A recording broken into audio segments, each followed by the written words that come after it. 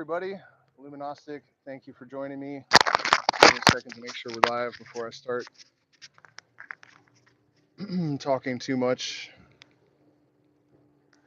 Do have a bit of a lag here. All right, looks like we're good to go. So, I wish that we were doing this under more pleasant circumstances. Nobody ever wants to have to talk about some of the things that I'm going to discuss in this brief live stream. It's got to be brief because we're on our way into the jungle for ceremony tonight. And I know some of you that are familiar with ayahuasca might be saying, why in the world would you deal with a topic like this right before you go and sit with ayahuasca? And I hear you, but it's going to be on my mind anyways, and I'll let you guys know what kind of answers I might receive tonight, mulling this stuff over out in the jungle. Definitely been very. Um, there are no words really. The last time that we drank ayahuasca, I made a very special blend that's designed to get through absolutely anything and everything: Bobinsana, Uña de Gato, Mapacho tobacco, Amiruka, all of these different plants, and man, was it effective. It was one of the most extraordinary experiences that I've ever had in my life, and I'm, mostly just facilitating. So that, wow, yeah. So that's kind of off the main path tonight. So obviously, everyone knows that there was another horrific school shooting in the United States. What a lot of people don't realize is that this was the 27th school shooting this year. It's only May, and I think it really speaks to the true horror of this situation, that this has become so routine that 27 in, and this is the first time anyone's really noticing, because it's become such a normal part of American life. And of course, it's a really predictable three-ring circus at this point, because the left starts clamoring, take away all the guns. The right starts threatening civil war or whatever, and saying, these are black flag operations, and that, we need to be able to defend ourselves. And the rough part of this is that both sides are correct. And whenever that happens in an issue, that's why these wedge issues are so powerful, right? Like abortion. They've discovered that now they know that there is a unique strand of DNA present at the moment of conception, right? So these arguments just get thornier and thornier, and progressively more and more difficult, right? And so the gun control issue is no different, because now what has happened? Like, if we had made legislation way back in like the 1970s or something to control who could have these semi-automatic and automatic weapons, it would be kind of a different story. But I think, long story sort of longish. One of the real problems is that there are so many weapons out there, and so many of them are in the hands of cartel members and criminals, that, the most well-meaning legislation is probably not going to do much but cause a civil war. I live in a country that has gun laws that are very strict, and you're 4 times as likely to be murdered here than in the United States. And when that happens, it's usually by machete, or, if you're some sort of dastardly criminal, they'll sometimes pour gasoline on you and burn you alive. And granted, most of this happens in one city. It's mostly just Gualaquiza. Um, but, one of the things that I've observed with this is that if you take away the guns, then, only the criminals have guns. That's definitely true. Um, and the cat's out of the bag. I mean, look at the war on drugs. Banning drugs didn't really do a lot to get rid of drugs. And I think now that there are so many weapons in circulation, if you were to come up with legislation that both sides could agree is necessary and will reduce the number of fucking fourth graders that get shot, um, it's only going to encourage a black market.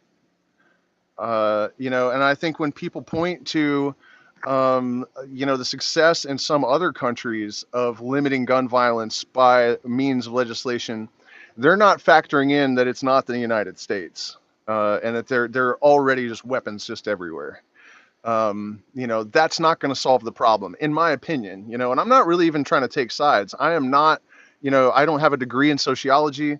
I am not. I'm not a gun nut. I don't belong to the NRA. But I have been an outlaw most of my life, and I know what it means to have to protect your family. And I also know what it means when you have a pistol and 4 guys show up with a machete. It means everyone in the house with the pistol is dead. So it's a really difficult situation to try to sort out. Um, yeah, I think that what we're going to have to accept, though, is that due to the fact that we are already overwhelmed with the sheer number of weapons, the only reasonable solution is to examine our cultural values and to transform ourselves. And in transforming ourselves, we will transform our neighbors. And before you accuse me of woo, know that there is hard science that backs up this fact, right? I think it was in the late 90s that in Washington, D.C., where I actually lived at the time, it was the murder capital of the world, not the murder capital of the United States, but the murder capital of the actual whole earth, right? And so there was a group of meditators that decided that they were going to try to lower the crime rate by 20% at its peak, which was, I think, June or July. It was June or July for sure. And the chief of police got wind of this experiment, and he went on record at a press conference saying the only thing that's going to reduce crime in Washington, D.C. by 20% is 2 feet of snow. And so they meditated on reducing the crime. I think it was like 200 people, and the crime rate fell by 20%, give or take a fraction of a percentage. So that could be just an extremely remarkable coincidence, but I think it's enough that it should compel people to do their inner work. I mean, it's not really so much to ask. And the thing is, you can revolutionize your own life. You can realize your own potential more fully if you do this work that has the inevitable consequence of lifting up the entire culture around you, your family, the friends of your family. This is something I observed going to a Grateful Dead concert way back in the day, that the way that being exposed to that community and the energy that was there, when you left, that was passed on from you, whether the other people understood the music or had anything to do with the experience. It was this ripple effect that is transformative, well beyond the impact that it's had on that person. A lot of people have told me that I have profoundly affected them in their lives in positive ways, and I can promise you that would not be the case if I hadn't attended that single Grateful Dead concert. So these transformative events ripple throughout eternity. It's not like they just happen and go away. The reality is that you cannot call on your government to protect you. They're not going to. There's this old misused and abused cliche or adage, I guess, that doing the same thing over and over again is the definition of insanity. It's actually not. It's stupidity. But it's just like, when people continue to say we can change everything by voting, and you voted red, blue, red, blue, red, blue, red, blue, red, blue, red, blue until your fucking heads are spinning. Pea soup is coming out of everybody's mouth. And the only consequence of that is that we're all soaked in demon fucking pea soup vomit.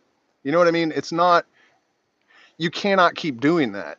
And I think that looking to government to regulate some other atrocity is only I mean, what has happened every other time, right? It just creates a bigger monster with bigger teeth, a bigger profit margin on the bottom line. There's just no hope in legislating things out of existence. It's just not going to happen. So that's it, and I mean, now we're going to move on to another topic, because I just, I know you guys are hearing about this stuff from every different direction. I don't want to beat it to death, but I do feel compelled to offer my 2 cents, hopefully 6 cents, in regards to what we can do. And I think that clamoring for people to take our neighbors' guns away is only going to provoke them to maybe shoot at us. What we have to do is live by example, transform ourselves, do the work that's required. And every time there is an atrocity like this, we need to use it as fuel to increase our resolve. Because at the end of the day, the responsibility for changing our world and our experience lies with each of us, and certainly not with Uncle Sam. Um, the one thing that I wanted to mention about the Black Flag conspiracy people, that whole thing, I'm kind of tired of hearing about it, because if this had been going on for 5 years, then okay, maybe it's some weird government operation to, and I agree that they wouldn't do that. Doesn't hold water as an argument against the idea that the government's murdering children in order to do something political. Doesn't that's They totally do that. They totally would do that to their own citizens, to somebody else's citizens, whatever. They do it all the time. It's routine. Doesn't matter. People have no value to these people. That much I'll agree with, right? But 30 years of shooting up schools and they still haven't taken all your guns away. I think you're starting to just kind of look dumb calling these black flag operations, and 30 fucking years of just so, at what point do they finally say, okay, we've bagged, 6,792 children, time to finally take the guns away? I mean, at this point, I'm sorry, you guys, that argument is pretty much dead because it's just looking foolish at this point. I am not saying that they won't jump on it and politicize it, because that's going to happen instantly, and ferociously. Because unfortunately, your leaders are psychopaths. They have no moral compass at all whatsoever. If they did, they would not be in office. That's a very simple equation that anyone should be able to understand. If they had any kind of individual sense of decency, or if they could, if there was any possibility that they might think for themselves and take some kind of action independently of what the puppet masters are telling them to do, they would not be in office, or they would be dead. And I think we have a historical precedent for that. So the other element of this, one of them, is that I need you all to please hit the like button, share, subscribe, support us on Patreon or Zelle, or there's a whole bunch of options in both the description and the chat. And it happened again today. I got another ban from Facebook, and this is like a really critical time for us because I was just about to launch an ad campaign on Facebook, which is our main. Yeah, I mean, that's how you do it, right? I mean, for our retreat and to promote my videos, that's the main outlet that we have. And so, because of the thumbnail for this video, they've banned me from advertising, and are going to move my posts lower in people's feeds for 2 months. So I really need you guys to help me share videos. If we're friends on Facebook, push our ads, because now I can't. I have to do it all manually. And even if I do, I mean, I'm going to have to create another account or whatever. So if you guys appreciate this, please try to compensate me for the ridiculous amount of time that I'm going to have to put into this overcoming the censorship. Um, okay, and so let's talk about what's going on here a little bit. And this is, extremely difficult, I think, to even start to talk about, because we're on the verge of World War III. We are in the worst economic circumstances in modern history. People are struggling. Ukraine, people want money to bail them out. And no, regardless of your political stance and all this, man, innocent people are suffering. And at the end of the day, like, that's not okay. Whatever political pawn kind of stuff gambits is going on with the bigwigs, it's really, in my book, it's almost tasteless to even talk about that, because the reality is that innocent people are suffering, and they're suffering for the profits of the elite. That's always the case. So, I'm not trying to discourage anyone from giving to those, but when you have your own, battle, and you need resources to fight it, and there's all this, I mean, it's not a good time to try to be an activist. It really isn't. Um, and in our case, we're on the ground, on the front lines of the situation that we're in. And so, to try to fight that battle and put ourselves at risk, even to an extent, and then not, it's so difficult to get support, man. It's really, but yeah, I'm not going to stop. It's not easy. So again, please support us if you can. And so, in case you guys are not familiar with this situation, here's basically how it started. We rented a property in order to, actually, we didn't even plan to have retreats. This lady that we did consider an ally said, I'm going away and I need someone to rent the property. Can you guys do it? And so I made a video and to see if anyone would come, and a few people signed on right away. So I said, okay, let's go. And all good, right? Um, until some things weren't all good. And the worst of it really was a comment that she made about the workers here. The minimum wage that's mandated by, I guess, federal law, government. I don't know if you still call it federal when it's Ecuador, but you know what I mean. The mandated minimum wage is roughly $20 a day. And it comes out to $425 a month. And so, one day, this property owner actually said to us, you can pay them $15 a day here. We can get away with it because they're indigenous. And somehow that didn't really ring my bells as hard as it should have, because I think, I wasn't really paying that much attention, and they're not working for me. And I assumed it was at least legal. I was thinking, well, that sucks, but it's, legal, because I just assumed. So then a few months later, a situation came up where I was going to take over the labor, paying the guys and working and talking directly with the Quechua people that are like building our ceremonial building and doing various other bits of work for us. And I think this person realized that I would pay them more.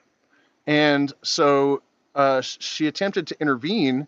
And in front of a client here, um, who was also an investor, making it that much more horrific, um, she said, and by the way, don't you dare pay them more than $15 a day, because if you do, they'll have their hands out expecting more.